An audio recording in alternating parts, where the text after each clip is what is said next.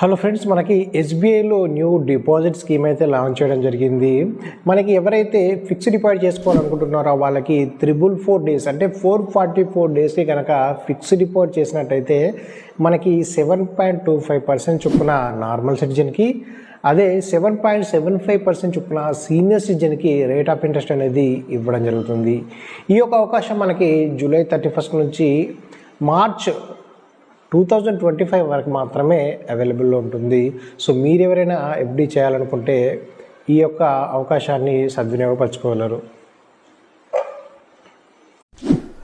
Hello friends, మనకి ఎస్బీఐలో new deposit scheme అయితే launch చేయడం జరిగింది.